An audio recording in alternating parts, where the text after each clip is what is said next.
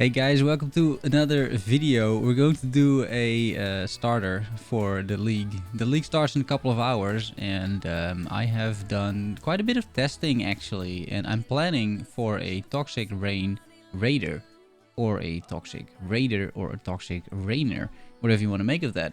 And we're going to do a video, a PoE creator style. That means a single take, no editing whatsoever.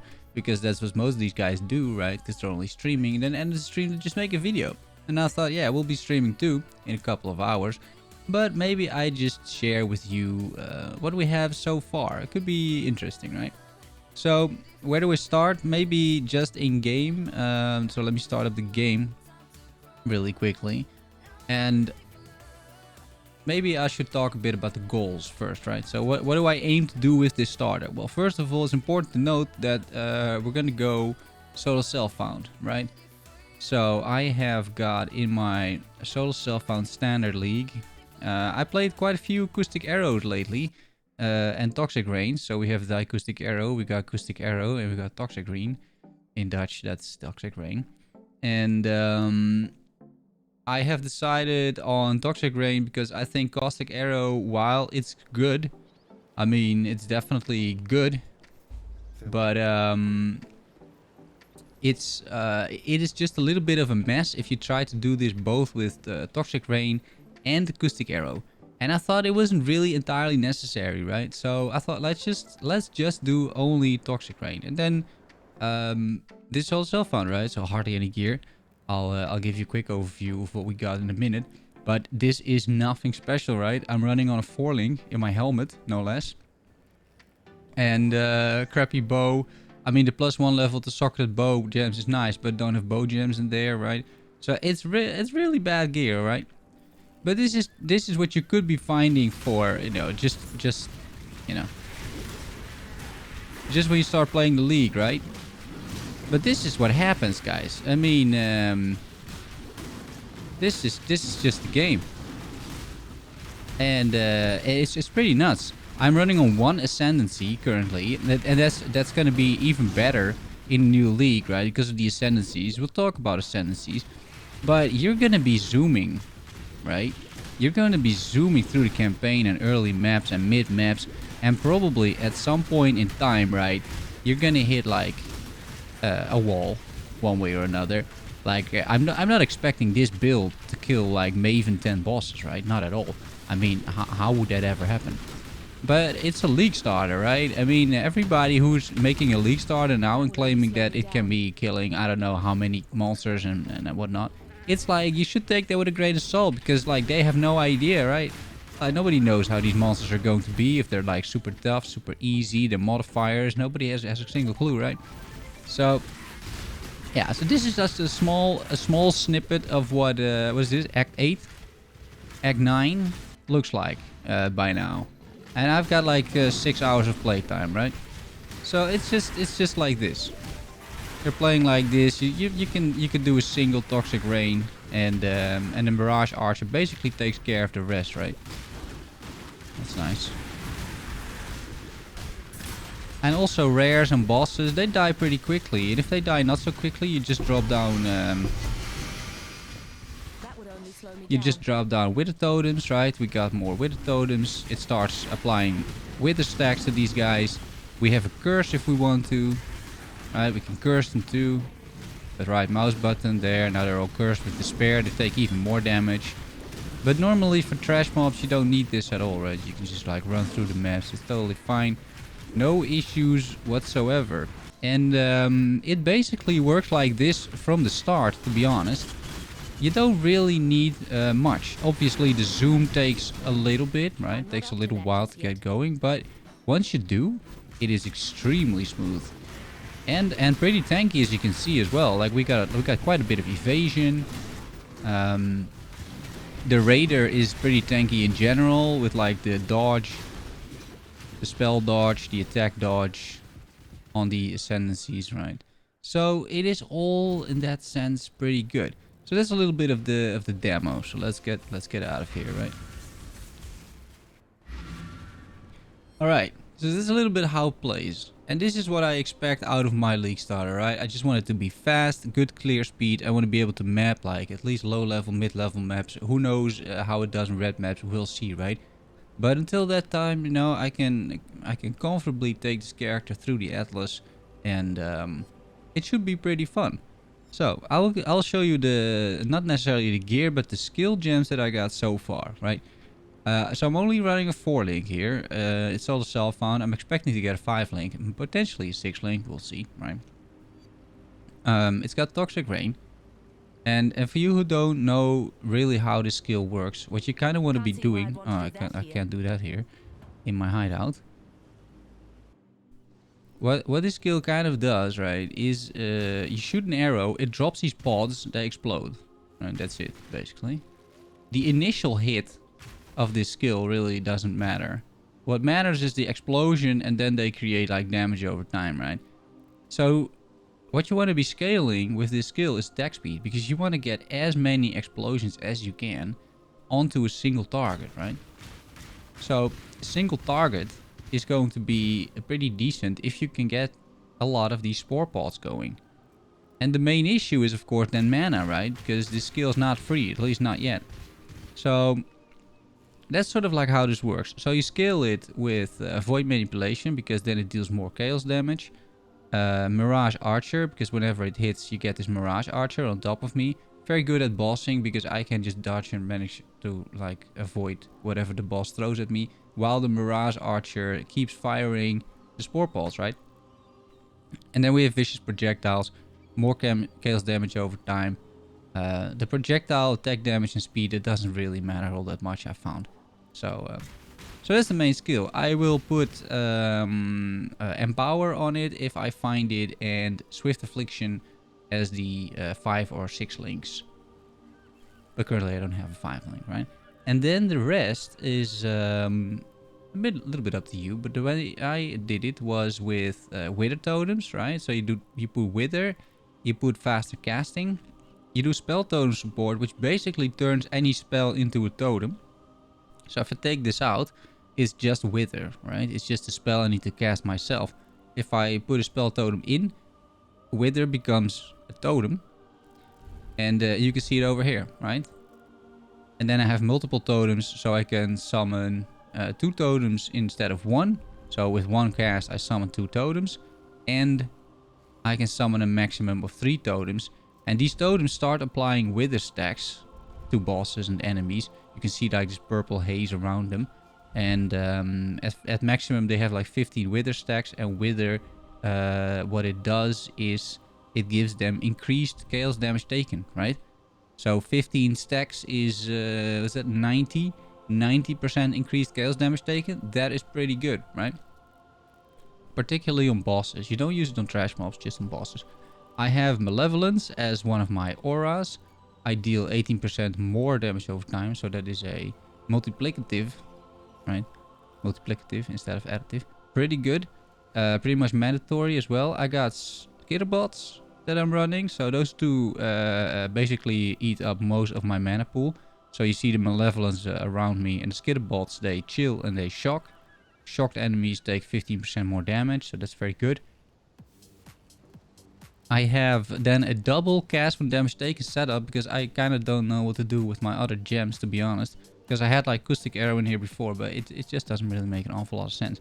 So I have done cast from damage taken, low level, Immortal Call, level 3, and Phase Run, level 3, which just gives me a buff of movement speed and a little bit of phasing, which I don't need in the end, by the way, but fine.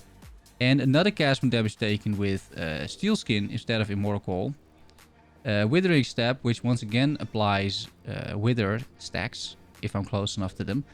And Summon a Lightning Golem, which you can see over here. And the Lightning Golem gives me attack and cast speed, right?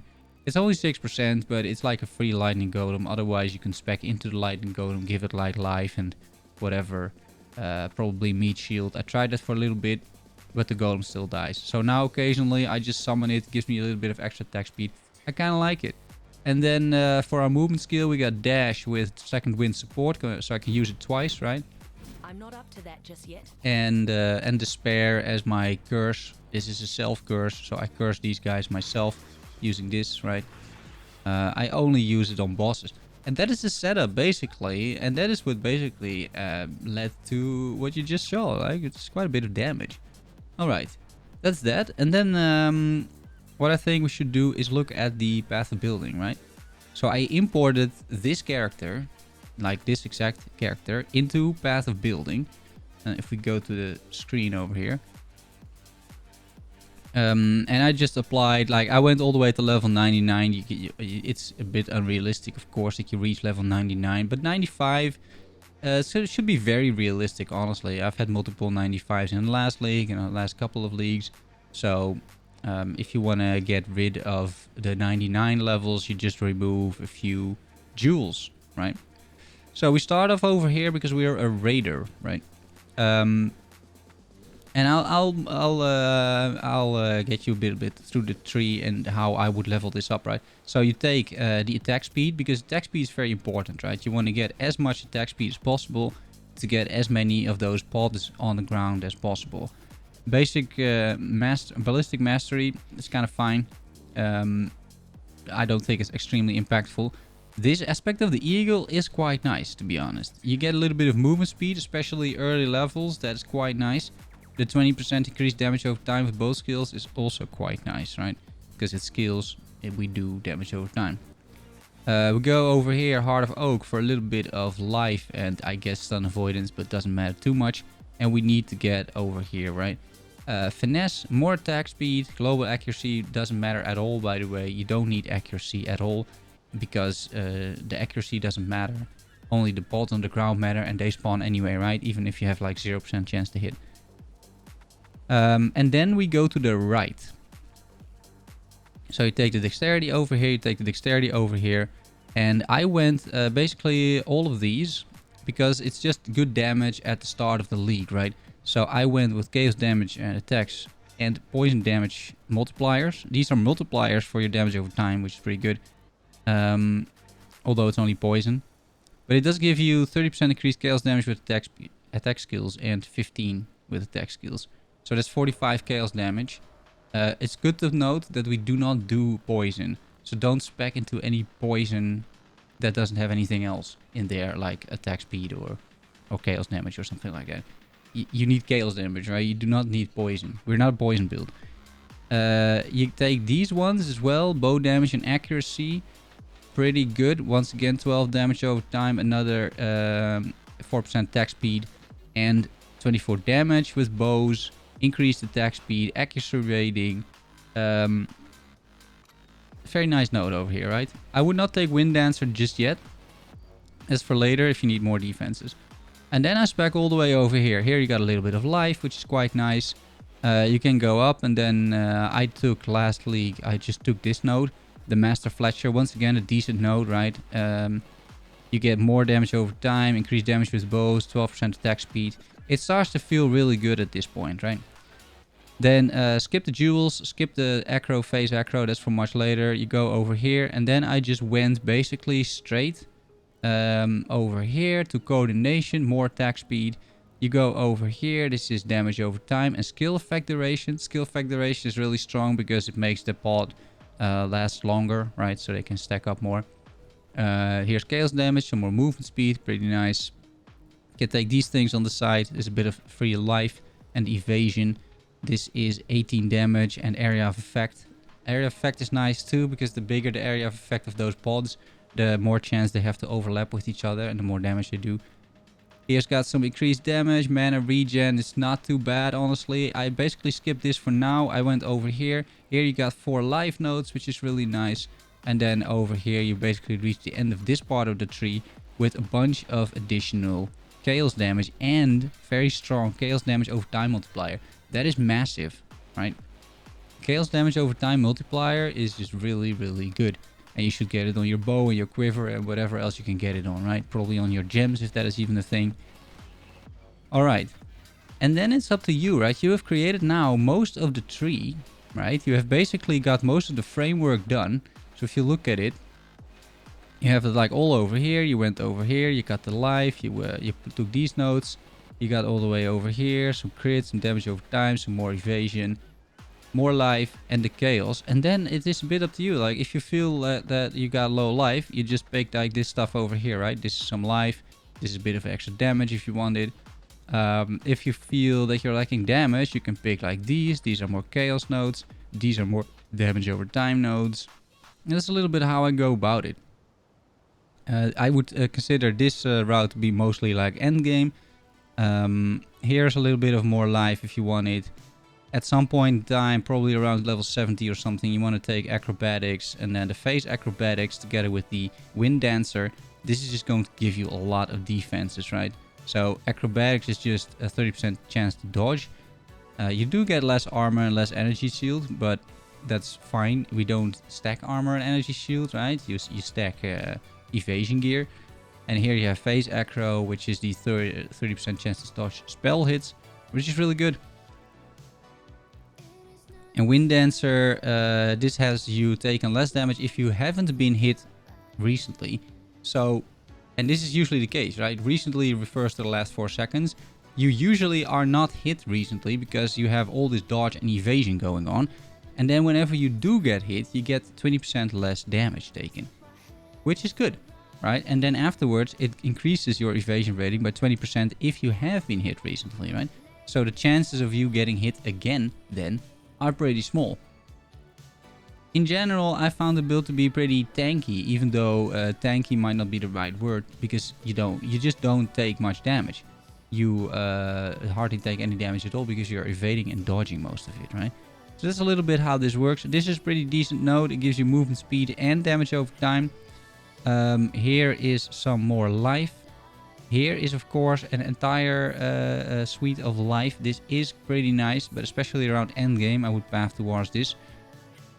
This is exceptional, I would say. 25% increased skill effect duration, plus another 10, plus another 10.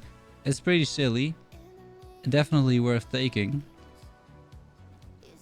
Yeah, and then it's up to you, right? It's I went for jewels, but I still need to find these jewels, of course, in Solar Self-Found. So here's a jewel with also some resistances, 18% lightning and cold. That is actually quite nice. Here's jewels basically for free. You're going there anyway. Here's a jewel for 2 skill points. Here's a jewel for another 2 points. And that is about it, right? So this is how I went with the skill tree. I'll put the link in the description, the paste bin, right? So you got that one going for you. You can just copy it if you want. And that's pretty much the build. I don't care too much right now for these stats. Apparently we do around 200,000 dot DPS, but that is with my current and shitty gear, right? So this is if I look at my skills, I'm still running on a 4-link, and the levels of these gems are not even level 20 and the quality is 0, right? So if I would add what I would normally add, which is Swift Affliction, right? And I would add Empower. And then we're not even changing the level of these things, right? We're already at 340, which is pretty decent. In the configuration, what I've done is I said we had 7 overlapping pods, which seems reasonable, and 15 withered stacks, because that is on bosses, that is the case, right? On bosses, I will have that. On regular enemies, you will not, but fine. It's shocked for 17, and that is about it, right? So that is how I at least did the config. We have, of course, still shitty flasks, right? Like completely shitty flasks. These are like there's a level 6 flask in here, right? Quicksilver. A gear, absolutely crappy gear as well, right? So the damage, I think, is going to be there in the end game. But I am, of course, dependent on the Solar Self-Found stuff, right? So we'll figure it out. What I will do is just start streaming this for sure, right? That could be fun, and I'm gonna give an update. There's one thing I think we didn't talk about, and that's the Ascendancies. Rather important. So the Ascendancies, what I do is I go for a Raider, because the Raider is going to be the Zoom Ascendancy of this league, right? And I think for League Starter, that's going to be really, really nice. So I will be starting off with Rapid Assault. It gives you permanent onslaught and 50% increased onslaught effect. Onslaught grants 20% increased attack and cast and movement speed. And then 50% increased effect is on top of that, right? So that is already 30 increased attack, cast and movement speed at, let's say, level 35 when you can do the labyrinth. Here's another 15 onslaught effect. And then we just take the next one, right? So here we got another 100% increased onslaught effect. We got more chance to evade melee and projectile attacks during onslaught, which is always, because it's always on. Here's another 15%. So by only taking these, you are, let's say, 90. You have 190. Is that correct? 180% increased onslaught effect. So what is that? That is at least 40. That is around 50, what, 56 or something? 56% increased attack, cast and movement speed permanently, right? You're not dependent on anything else. Like, you could go the frenzy route, but then you need to kill things, and then in bosses it might not happen, right? So I was like, you know, that's actually pretty good. That's actually pretty fun. You should be super fast, attack super fast, be completely out of mana. I think I'll need at least one enduring mana potion, most likely two. But hey, we'll figure it out, right? And then I just went for the other route as well, phasing, right? So we have phasing. This is going to be my third ascendancy. 15% chance to dodge, attack and spell hits, and phasing, which means you can move through enemies, which is really like a high quality of life. And if you're ever in a corner and you did not have phasing, you're gonna feel so bad, right? With phasing, that would never happen. You can always move freely through the maps, especially in small corridors. This is like really, really good. And then last but not least, and this is gonna take a while before you have this, but we will do the immune to elemental ailments while phasing, which is once again always, right? So with this, we'll be immune to elemental ailments. And then nearby enemies have cold elemental exposure. That is completely irrelevant for us. They do have less accuracy rating while you are phasing. That is relevant for us, right? So they are less likely to hit us, which is on top of the other defensive layers that we already have. So I think overall this is going to be a very defensive and fast build. There's no synergy with like chaos damage or damage over time at all. If you want that sort of stuff, you should go Pathfinder most likely. And you could go Deadeye too. And I might swap in the end, right? Especially if I feel that I lack damage at some point. But for a starter, this should be really, really, really fun. And so that's going to be the build. I hope this guide was a bit useful. I wouldn't even really consider it a guide, like a huge disclaimer. I don't necessarily make that many builds myself, right? So yeah, this is a bit new for me, but hopefully you think it's fun. Hopefully you're interested. Hopefully I explained relatively well what these nodes do. I think that is something that is lacking in a lot of other guides. They assume that you know so much. And I know that the audience over here on my channel is less experienced, generally speaking, about this. So yeah, is there anything else that I need to tell you? I don't really think so, right? We got the skills, we got the items is completely irrelevant. I mean, for me it's still a self-found. So I will make at the end of the streams an update video on where we are. So once I actually start playing this in Ritual League, I will do an update. I'm not sure if it's going to be daily, but there is a decent chance it is, or at least when I've made some progression. And I'll just tell you how it goes in a bit of a diary format. It's going to be like this, no editing whatsoever. Hope you don't mind too much, but yeah, I'm sure you can imagine if I need to edit all of this, it's going to take an awful lot of time, right? And we need to play the league. So yeah, there we go, guys. Links in the description down below. If you want, you can follow me also here, and you can watch the stream, right? That should be fun. And that's it. Hope you're having a great league, and either this or another great league starter. That's it for now, guys. Bye bye.